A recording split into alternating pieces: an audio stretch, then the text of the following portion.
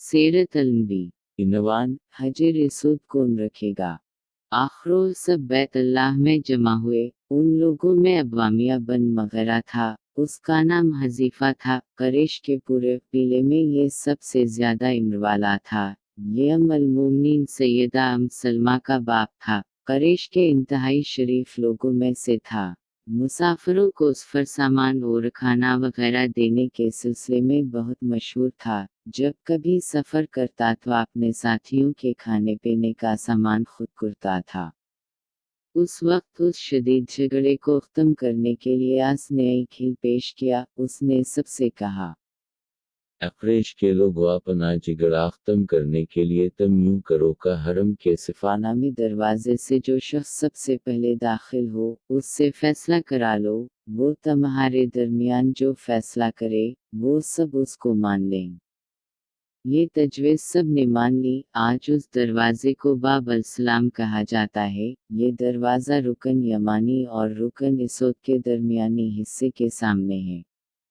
अल्लाह की कुदरत के उस दरवाज़े से सबसे पहले हुज़ूर नबी तशरीफ़ लाए। करेश ने जैसे ही आपको देखा, पकारा थे, ये तो अमीन हैं, ये तो मुहम्मद हैं, हम उन पर राज़ी हैं।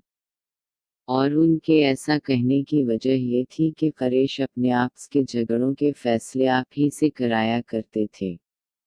आप किसी की बेजा हमायत नहीं करते थे, न बुला वजह किसी की मुखालफत करते थे। फिर उन लोगों ने अपने झगड़े की तफसील आपको सुनाई। सारी तफसील सुनकर आपने फरमाया, एक चादर ले आओ। वो लोग चादर ले आए। आपने उस चादर को बछाया और अपने दस्त मुबारक से हजर इसुद को उठाकर उस चादर पर रख दिया।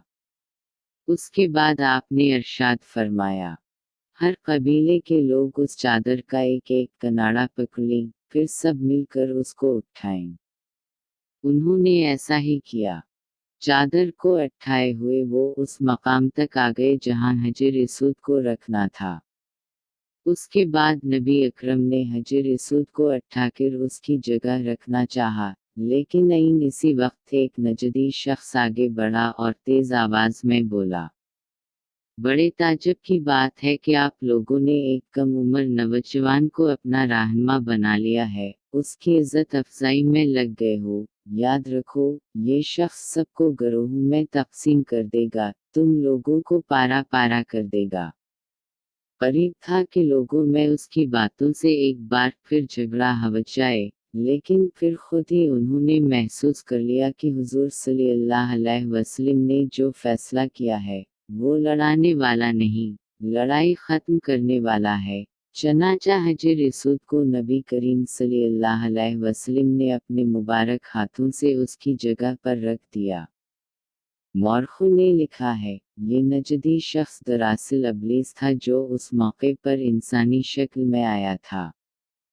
जब कब्बे की तामीर मुकम्मल हो गई तो क़ुरैश ने अपने बतों को फिर से उसमें सजा दिया। कब्बे की ये तामीर जो क़ुरैश ने की, चौथी तामीर थी। सबसे पहले कब्बे को फरिश्तों ने बनाया था। बाज़ सहाबा ने फरमाया है कि ज़मीन व आसमान को पैदा करने से पहले अल्लाह ताला का अरिश पानी के ऊपर था।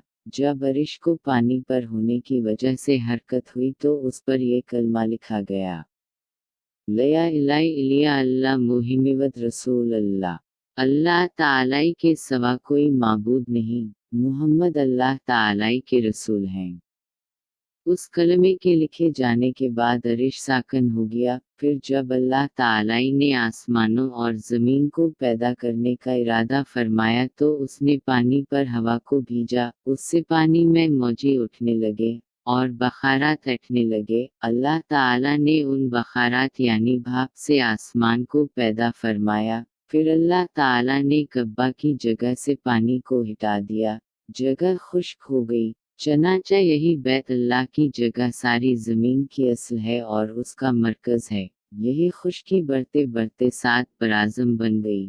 जब ज़मीन ज़ाहिर हो गई तो उस पर पहाड़ कायम किए गए। ज़मीन पर सबसे पहला पहाड़ अबू कबीस है।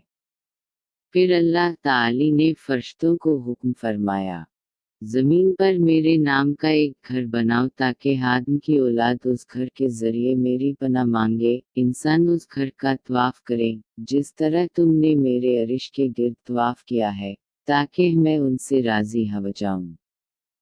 فرشتوں نے حکم کی تعمیر کی، پھر آدم علیہ السلام نے خانہ کعبہ کی تعمیر شروع کی، اس کے بعد حضرت ابراہیم علیہ السلام نے خانہ کعبہ کی تعمیر کی، اس طرح قریش کے ہاتھوں یہ تعمیر چوتھی بار ہوئی تھی۔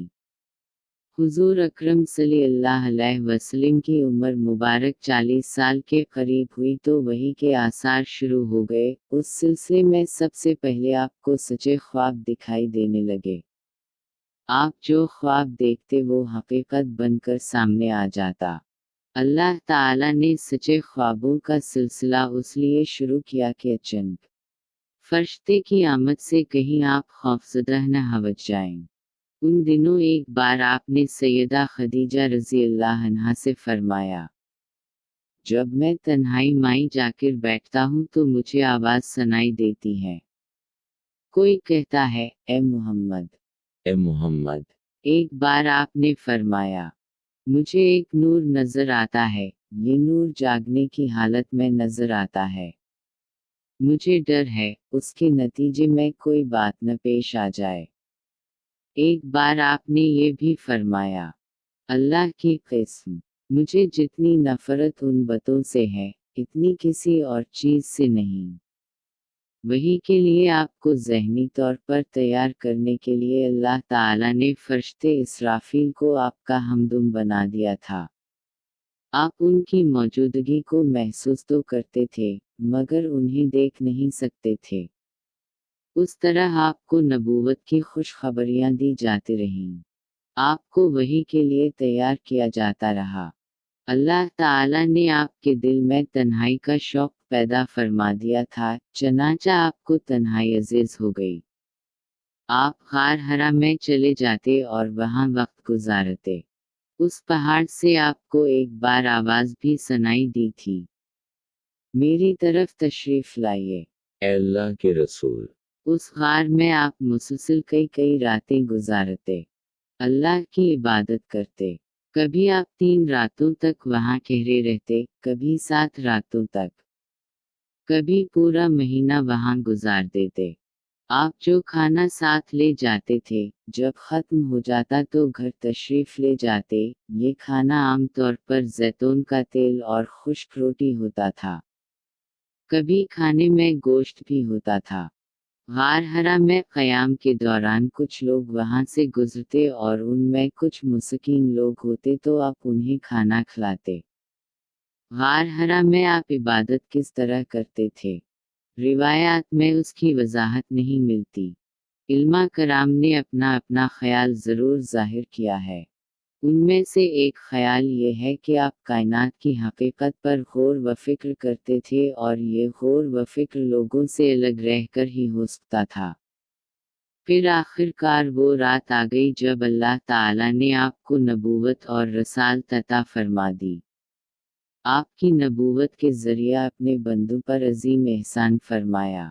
وہ ربیع الاول کا مہینہ تھا اور تاریخ 17 تھی۔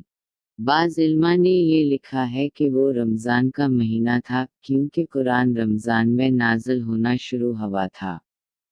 8ویں اور تیسری تاریخ بھی روایات میں آئی ہے اور یہ پہلا موقع تھا جب جبرائیل علیہ السلام وحی لے کر آپ کی خدمت میں حاضر ہوئے۔ اس سے پہلے وہ آپ کے پاس نہیں آئے تھے۔ جس صبح جبرائیل علیہ السلام وحی لے کر آئے، وہ پیر کی صبح تھی اور پیر کی صبح ہی آپ اس دنیا میں تشریف لائے تھے۔ آپ فرمایا کرتے تھے، پیر کے دن کا روزہ رکھو، کیونکہ میں پیر کے دن پیدا ہوا، پیر کے دن ہی مجھے نبوت ملی۔ بہرحال اس بارے میں روایات مختلف ہیں۔ یہ بات طے ہے کہ اس وقت آپ کی عمر مبارک کا 40واں سال تھا۔ آپ اس وقت نیند میں تھے کہ جبرائیل علیہ السلام تشریف لے آئے۔ ان کے ہاتھ میں ایک ریشمی کپڑا تھا اور اس کپڑے میں ایک کتاب تھی۔